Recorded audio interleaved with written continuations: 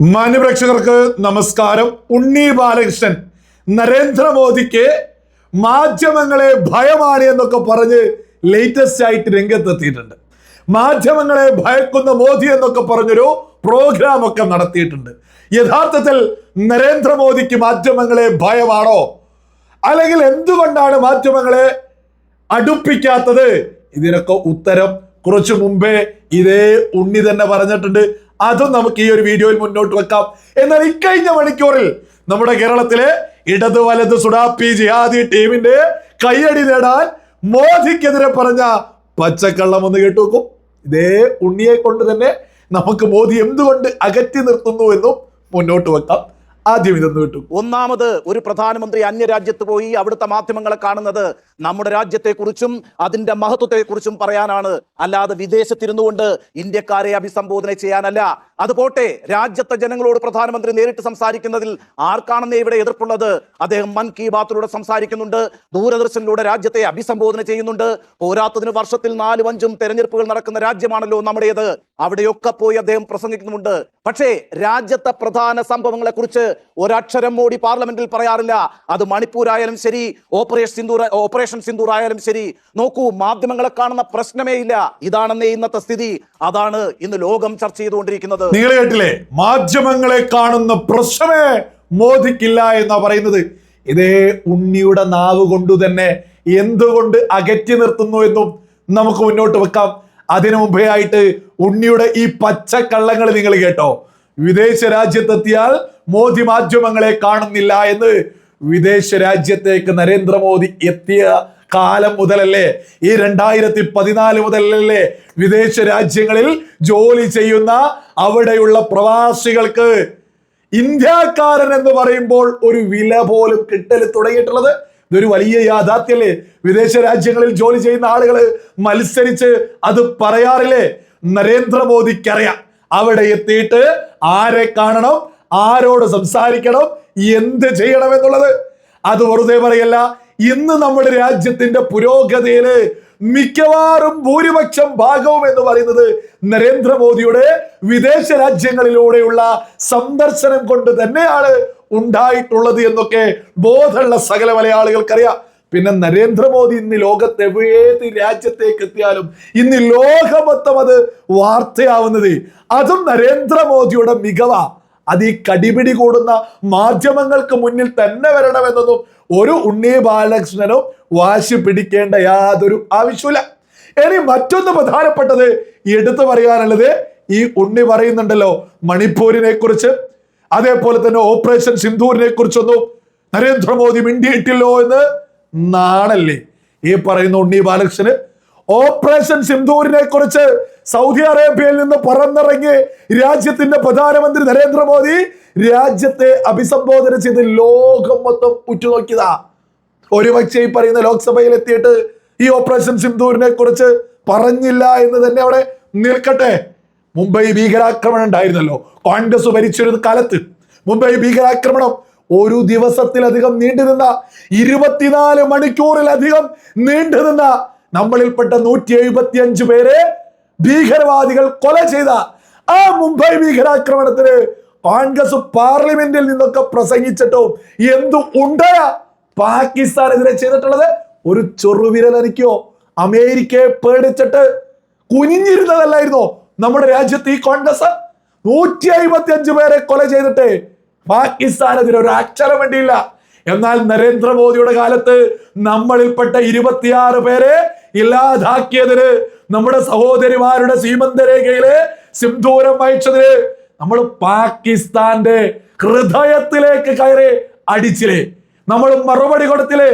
Operation സിന്ദൂരിനെ കുറിച്ചൊക്കെ നരേന്ദ്രമോദി മിണ്ടുന്നില്ല എന്നൊക്കെ പറയുന്നത് ഉണ്ണി ബാലകൃഷ്ണൻ ചെയ്യുന്നത് അങ്ങേയറ്റത്തെ നെറികേടല്ലേ? ഇത് സകല മലയാളികൾക്കും അറിയാവുന്നതല്ലേ? ലോകത്തേത് രാജ്യത്ത് ഇപ്പൊ ഏറ്റവും ലേറ്റസ്റ്റ് ആയിട്ട് ഓസ്ട്രേലിയയിലേക്ക് എത്തിയ സമയത്തും നമ്മുടെ പ്രധാനമന്ത്രി ഓപ്പറേഷൻ സിന്ദൂരിനെ കുറിച്ച് ലോകത്തോട് വിളിച്ചു പറഞ്ഞില്ലേ? എന്നിട്ട് ഓപ്പറേഷൻ സിന്ദൂരിനെതിരെ മിണ്ടുന്നില്ല എന്നൊക്കെ പറയാൻ നാണമില്ലേ? ഇനി മണിപ്പൂർ വിഷയം. ഈ മണിപ്പൂർ വിഷയം നരേന്ദ്രമോദിയുടെ കാലത്ത് തുടങ്ങിയതല്ല, 2014 തുടങ്ങിയ വിഷയമല്ല. നമ്മുടെ ഭരണഘടനയിൽ പോലും പ്രത്യേകമായിട്ടുള്ള നിയമങ്ങളുണ്ട്. അതായത് ഈ രാജ്യമുണ്ടായ കാലം മുതൽ, മണിപ്പൂർ എന്ന സംസ്ഥാനം ഉണ്ടായ സമയം മുതൽ അവിടെ പ്രശ്നങ്ങളുണ്ട്. എന്ത് നരേന്ദ്രമോദിയുടെ സൈന്യം എന്ന് പറഞ്ഞ് ഇന്ത്യൻ സൈന്യം അവിടെ അങ്ങ് അടിച്ചമർത്തിയിരുന്നെങ്കിൽ ഇതേ ഉണ്ണിയൊക്കെ ഉറഞ്ഞു തുള്ളിലായിരുന്നു. ജനങ്ങൾക്ക് നേരെ മോദിയുടെ സൈന്യം എന്തൊക്കെയോ ചെയ്തു, അങ്ങനെ ചെയ്തു എന്ന് അങ്ങനെ പറയാനൊരു അവസരം കിട്ടാത്തത് കൊണ്ടല്ലേ ഇതുപോലെ മണിപ്പൂരിനെ കുറിച്ച് ഇങ്ങനെ പറഞ്ഞുകൊണ്ടിരിക്കുന്നത്. മണിപ്പൂരൊക്കെ വളരെ ഭംഗിയായിട്ട് തന്നെ കേന്ദ്ര സർക്കാർ കൈകാര്യം ചെയ്തിട്ടുണ്ട്. ഇനി ഇതേ ഉണ്ണി ബാലകൃഷ്ണൻ എന്തുകൊണ്ട് മോദി മാധ്യമങ്ങളെ അകറ്റുന്നു എന്നതിന് ഒരു ഉത്തരം പറയുന്നുണ്ട്. നിങ്ങൾ തന്നെ അതൊന്ന് കേട്ടുനോക്കൂ. മോഡിയുടെ രാഷ്ട്രീയത്തോട് വിയോജിപ്പുള്ള ഒരാളാണ് ഞാൻ. പക്ഷേ മോഡി എന്ന വ്യക്തിയെ 1998 മുതൽ ഞാൻ കാണുന്നുണ്ട്. 2000 മോഡി ഗുജറാത്തിലേക്ക് മുഖ്യമന്ത്രിയായി എത്തുന്നവരെ മോഡിയെ നമുക്ക് അടുത്തറിയാം. പിന്നീട് മോഡിയെ പ്ലാൻ ചെയ്യുന്നതും മോഡിയെ അവതരിപ്പിക്കുന്നതും നോക്കൂ. എന്തുകൊണ്ടാണ് മാധ്യമങ്ങൾക്ക് മോഡി എതിരായിരിക്കുന്നത്? മോഡി ഇത്ര മീഡിയ ഫ്രണ്ട്ലി ആയിരുന്നു നിങ്ങൾക്കറിയാവോ? Any time you can approach ചെയ്യും. വളരെ ആക്സസിബിൾ ആയിരുന്നു മാധ്യമങ്ങൾക്ക്. മാധ്യമങ്ങളോട് വളരെ സൗഹൃദമുള്ള ആളായിരുന്നു. പക്ഷേ ഗുജറാത്ത് കലാപത്തിന് ശേഷം മോഡിയെ ഒരു വലിയ വില്ലനായിട്ട് മാധ്യമങ്ങൾ ചിത്രീകരിച്ചു. അങ്ങനെ ചിത്രീകരിച്ചുകൊണ്ട് മോദി മാധ്യമങ്ങൾക്കെതിരായി. പിന്നെ മാധ്യമങ്ങളില്ലാതെയാണ് മോഡിയുടെ മുഴുവൻ വളർച്ചയും ഉണ്ടായിട്ടുള്ളത്. 2014 മോഡി പ്രധാനമന്ത്രിയാകുമ്പോൾ മോഡിക്ക് ഒരു മാധ്യമത്തിന്റെയും പിന്തുണയില്ല. അങ്ങനെ ഒരു മാധ്യമത്തെ പിന്നെ മോഡി എന്തിനാണ് പരിഗണിക്കേണ്ടത്? അതുകൊണ്ടാണ് മോഡിയുടെ മാധ്യമത്തിനോടുള്ള അപ്രോച്ച് അങ്ങനെയാണ്. നിങ്ങളില്ലാതെയാണ് ഞാൻ ഇവിടം വരെ എത്തിയിട്ടുള്ളത്. പിന്നെ നിങ്ങളുടെ ഒരു സഹായം എനിക്ക് ഇനി തുടർന്നും വേണ്ട എന്നുള്ളതാണ്. നിങ്ങൾ കേട്ടില്ലേ? ഈ ഉണ്ണി ബാലകൃഷ്ണൻ കുറച്ചു മുമ്പേ ഒരു ഇന്റർവ്യൂവിൽ പറഞ്ഞതാ, സ്വന്തം അനുഭവത്തില് എന്നെ പരിഗണിക്കാത്ത, എന്നെ ആക്രമിച്ച, ഞാൻ പ്രധാനമന്ത്രിയാവുന്നതിൽ ഒരു രീതിയിലും ഒരു അനുകൂല നിലപാടുമെടുക്കാത്ത, എന്നെ ആക്രമിച്ച മാധ്യമങ്ങളെ പിന്നെ ഞാൻ എന്തിന്, പിന്നെ മോദി എന്തിന് അനുകൂലിക്കണം എന്ന് ചോദിച്ചത് ഞാനല്ല, ഉണ്ണി ബാലകൃഷ്ണനാ. ഇതേ ഉണ്ണി ബാലകൃഷ്ണനാണ് ഇക്കഴിഞ്ഞ മണിക്കൂറുകളിൽ വീഡിയോ ചെയ്യുന്നത്. മാധ്യമങ്ങളെ ഭയക്കുന്ന മോദി. ഉണ്ണി ബാലകൃഷ്ണന് അന്തസ്സുണ്ടെങ്കിൽ ഈ തമ്പൊക്കെ എടുത്ത് ആറ്റിലെറിയണം. മാധ്യമങ്ങളെ ഭയക്കുന്ന മോദി എന്ന് മറ്റാര് പറഞ്ഞാലും ഉണ്ണി ബാലകൃഷ്ണൻ അത് പറയാൻ പാടില്ല. കാരണം ഇതേ ഉണ്ണി ബാലകൃഷ്ണൻ തന്നെ കുറച്ച് മാസങ്ങൾക്ക് മുമ്പ് കൃത്യമായിട്ട് മലയാളികളോട് വിളിച്ചു പറഞ്ഞിട്ടില്ലേ, എന്നെ പരിഗണിക്കാത്ത മാധ്യമങ്ങളെ പിന്നെ ഞാനെന്തിന് പരിഗണിക്കണമെന്ന് മോദി ഉയർത്തിപ്പിടിക്കില്ലേ? മോദി എന്തിനു പരിഗണിക്കണമെന്ന് ഈ ഉണ്ണി ബാലകൃഷ്ണനല്ലേ കുറച്ച് മാസങ്ങൾക്ക് മുമ്പ് ചോദിച്ചത്?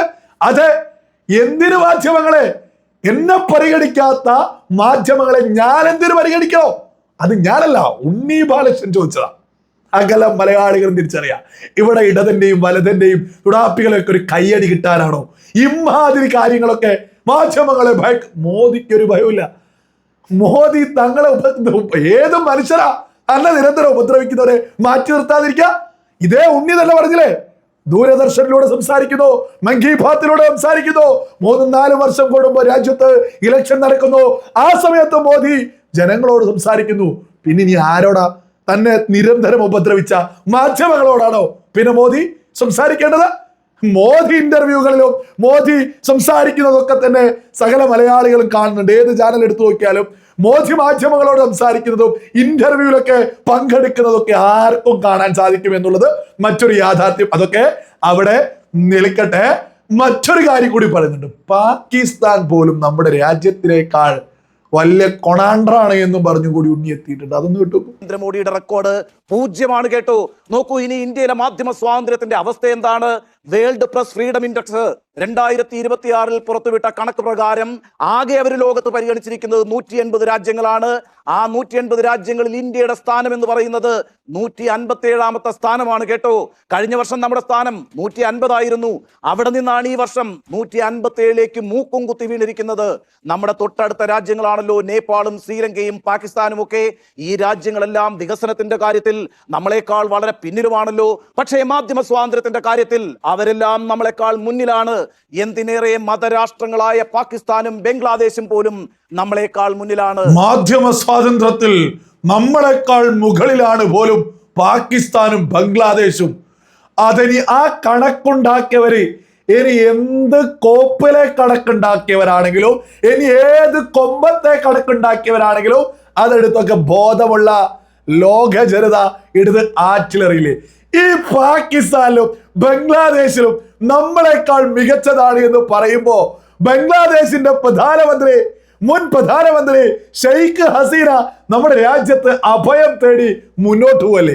ഈ അടുത്തല്ലേ ആ സംഭവങ്ങളൊക്കെ തന്നെ സംഭവിച്ചത്? ഏത് ജനാധിപത്യപരമായിട്ട് തിരഞ്ഞെടുക്കപ്പെട്ട ബംഗ്ലാദേശിലെ ഷെയ്ഖ് ഹസീന സർക്കാരിനെ അട്ടിമറിച്ച് ഷെയ്ഖ് ഹസീനയെ തന്നെ പ്രധാനമന്ത്രിയെ തന്നെ ഓടിച്ച ബംഗ്ലാദേശ് നമ്മുടെ രാജ്യത്തെക്കാൾ മികച്ച മാധ്യമ ഗോപ്പിലെ സ്വാതന്ത്ര്യം എന്ന ഇവരൊക്കെ വിളിച്ചു വരാം. അതൊക്കെ ആ കണക്കിട്ടവരൊക്കെ മട്ടലെടുത്ത് ഓടിക്കണ്ടേ? പിന്നെ പാകിസ്ഥാന് നമ്മളെക്കാൾ മാധ്യമ സ്വാതന്ത്ര്യം ഉണ്ടത്.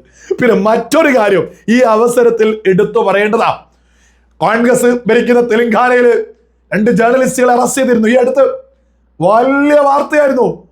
സ്ത്രീകളെ അറസ്റ്റ് ചെയ്ത് 2 മാധ്യമ പ്രവർത്തകരെ അറസ്റ്റ് ചെയ്തു.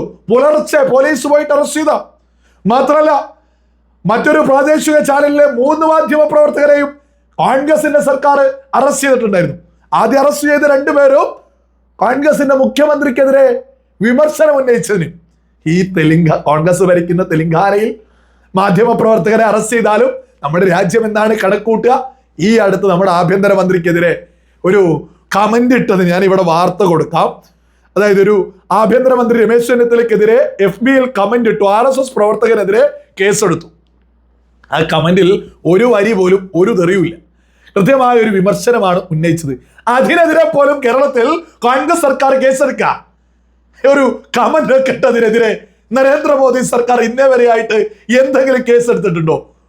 രാജ്യദ്രോഹോ രാജ്യവിരുദ്ധതയല്ല കേട്ടോ പറയുന്നത്. വിമർശനം ഉന്നയിച്ചതിന് ഇന്നേ വരെ ഒരു അറസ്റ്റ് നടന്നിട്ടില്ല. ഇവിടെ മൗദൂദി ചാനലൊക്കെ എത്ര കാലമായിട്ട് മുന്നോട്ട് പോവാ. ഇവിടെ മോദിക്കെതിരെ നിരന്തരം പറയുന്ന ഉണ്ണി ബാലകൃഷ്ണൻ ഉൾപ്പെടെയുള്ള എത്ര മാധ്യമ പ്രവർത്തകരുണ്ട്. ആർക്കെങ്കിലും എന്തെങ്കിലും സംഭവിച്ചിട്ടുണ്ടോ? എന്തെങ്കിലും വിവരക്കേടെടുത്ത് വിളിച്ചു പറയാൻ ശ്രമിക്കരുത്. അത് ഇനി ഏത് സീനിയർ മാധ്യമ പ്രവർത്തകരാണെങ്കിലും എന്തെങ്കിലും വായെ തോന്നിയതെടുത്ത് വിളിച്ചു പറയാൻ നിൽക്കരുത്. നരേന്ദ്രമോദി ഇവിടെ എന്തോ മാധ്യമങ്ങൾക്കെതിരെ ഒന്നും ഇവിടെ ഒരു രീതിയിലുള്ള ഒരു വേട്ടയില്ല. അത് കോൺഗ്രസ് ഭരിക്കുന്ന തെലങ്കാനയിലാവട്ടെ, UDF ഭരിക്കുന്ന കേരളത്തിൽ പോലും ഈ കഴിഞ്ഞ ആഴ്ചകളിൽ നടന്നതാ. അവൻ ഇട്ടതിന് വരെ അറസ്റ്റാ. ഇതൊക്കെ തന്നെ മാധ്യമ സ്വാതന്ത്ര്യത്തിൽ ഈ രാജ്യത്തിന്റെ കണക്കിലേക്ക് പെടേ. ഇതും സകല മലയാളികളും തിരിച്ചറിയാ. ഏതായാലും കുറച്ച് മാസങ്ങൾക്ക് മുമ്പ് മോദി എന്തുകൊണ്ട് മാധ്യമങ്ങളെ അടുപ്പിക്കുന്നില്ല എന്ന് വ്യക്തമാക്കി പറഞ്ഞ അതേ ഉണ്ണി ബാലകൃഷ്ണന് ഈ കഴിഞ്ഞ മണിക്കൂറുകളില് മോദി നാണല്ല അത്തരത്തിലൊക്കെ ഈ വീഡിയോ ഒക്കെ ആയിട്ട് ഈ രംഗത്ത് വരാൻ. പിന്നെ നരേന്ദ്രമോദിയുടെ കാലത്താണ് ലോകത്ത് ഇത്രത്തോളം നമ്മുടെ ഭാരതത്തിന് ഒരു പ്രാധാന്യം ഉണ്ടായത് എന്നൊക്കെ വിവേകമുള്ള സകല മലയാളികളും മനസ്സിലാക്കുന്നുണ്ട്. ഉണ്ണി ബാലകൃഷ്ണനോട് പറയാനുള്ളത്, നിങ്ങളൊക്കെ കുറച്ചും കൂടി നിലവാരത്തിൽ രാഷ്ട്രീയമായിട്ടുള്ള വിരോധവും വിയോജിപ്പൊക്കെ ആവാം, കുറച്ച് സത്യസന്ധമായ കാര്യങ്ങൾ ഇനിയെങ്കിലും പറയാൻ ശ്രമിക്കോ.